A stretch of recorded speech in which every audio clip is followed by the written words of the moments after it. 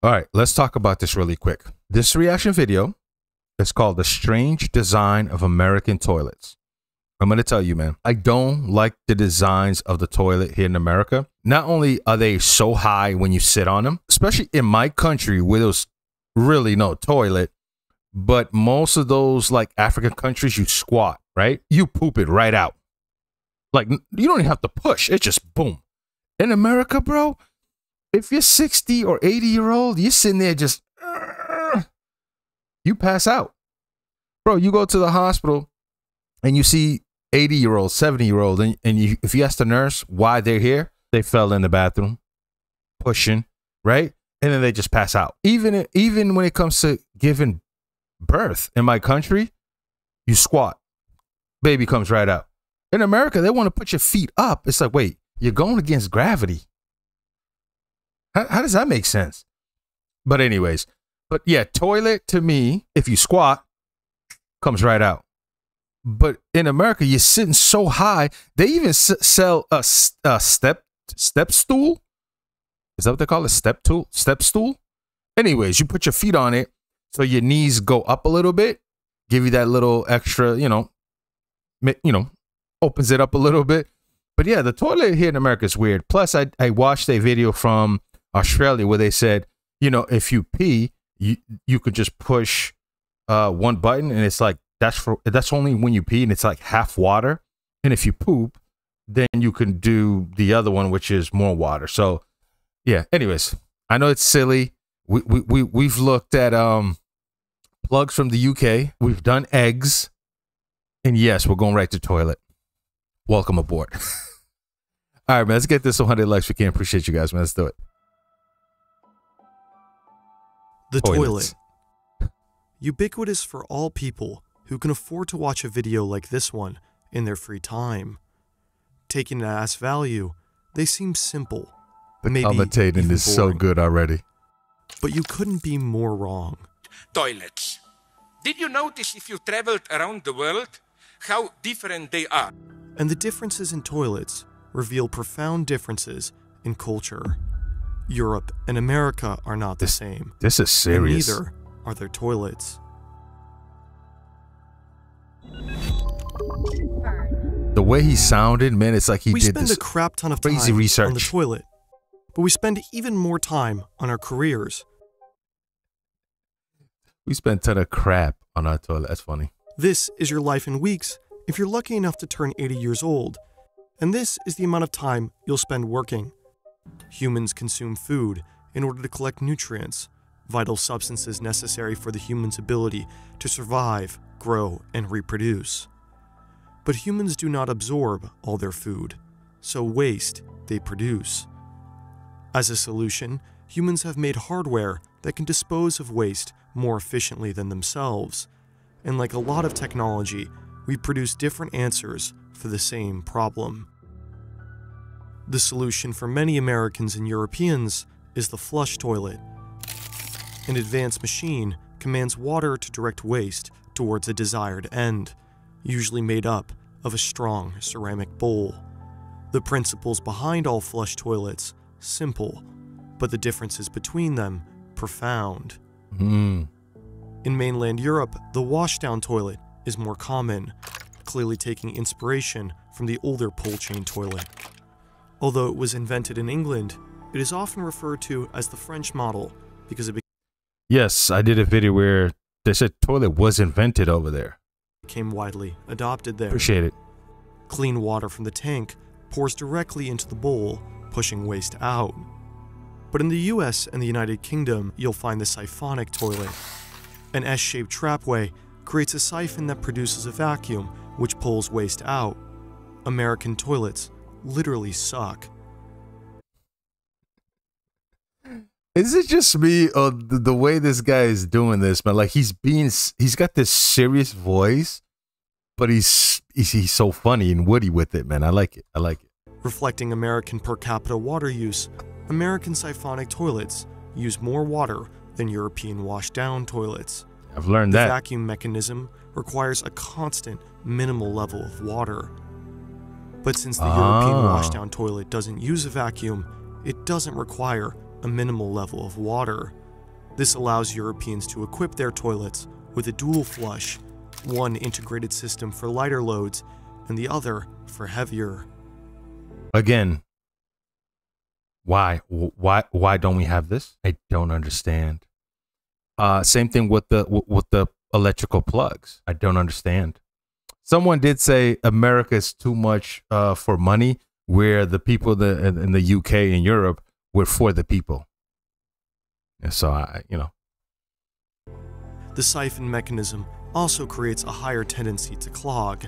An S-shaped trapway is harder to maneuver than an R-shaped one. But have no fear, because the flushing power of a siphonic toilet can be increased by engineering a compression tank into the ceramic frame.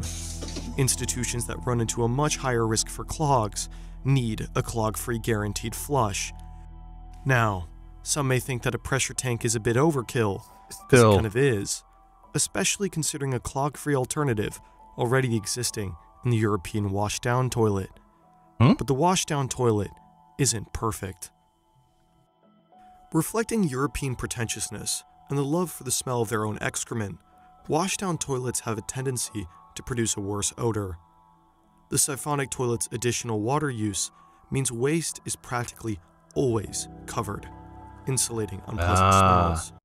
So in Europe, like, let's say, you had beans taco that night. Is that water enough to just wash everything out? Do you know what I mean? I just don't want to make this sound disgusting, but hey, man, we're adults here. We should be able to have this type of conversation. So yeah, if you had a good meal, especially, beans, does it do a good job cleaning it? Considering there's not a lot of water, because it doesn't drop in the water, right? Like, it can get to the side of the bowl. You know what I mean? Especially if you're in a rush, you run in there, oh my God, I gotta go, and then boom. I don't know. Just asking. I don't want to be nasty. It also self-cleans better during every flush. But the washdown toilet becomes even more controversial when you're willing to venture into some old Dutch and German homes. Huh? There, you can still sometimes have the honor of sitting on the wash-out toilet, a different iteration of the wash-down toilet. An inspection shelf has been placed into the toilet frame. The German toilets, the old type, now they are disappearing, but you still find them. It's the opposite. The hole is in front. France, the hole of the toilet bowl is in the back. Anglo-Saxon world, United States, you get, the toilet bowl which is full of water, so that... According to Zizek, Hegel was one of the first to introduce the idea of a European trinity, embodied by German reflective thoroughness, French revolutionary hastiness, and English moderate pragmatism. And my God, it did strike me, isn't this the key? In France... Hey, who is this guy? Like, he's got me, like, all serious now. Like, no bullshit. I had to do it. I'm so invested in this now. This seems very serious to me now because of that guy. He is sweating. He wants you to listen, and he's convincing me to just listen to him. Okay, go ahead, bro. And my God, it did strike me, isn't this the key? In France, revolutionary approach. Hole for the sheet in the back, it should quickly be liquidated, like a kind of a guillotine. Anglo-Saxon, pragmatic, let it float, let's be rational. German, metaphysics and poetry. You observe it, you think, and... This might be the greatest videos I've watched in a long time. He said Americans just sit there and just watch it. Yeah, this is funny.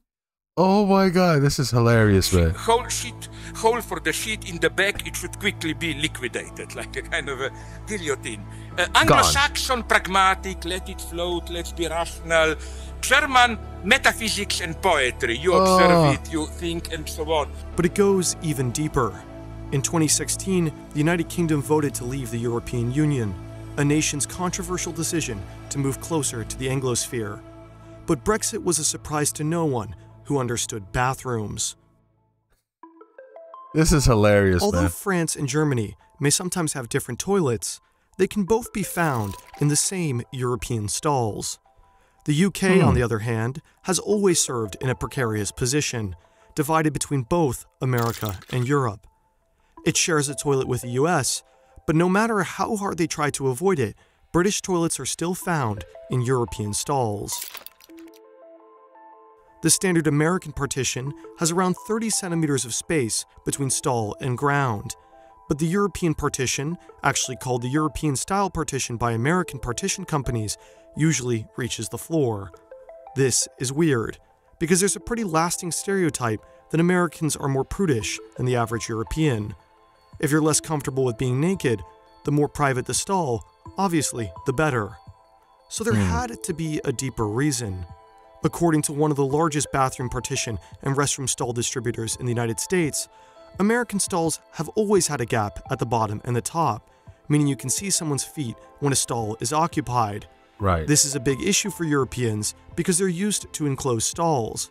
At first glance, this may appear like a complete win for the European stall, but there's a reason why American stalls have this gap installed. Fucking bad writing. The company goes on to explain that the stalls are primarily designed for emergency service workers to access cubicles when someone is distressed. But this problem can easily be solved by the European-style partition by having master keys and even slight gaps. Surely there must be another reason.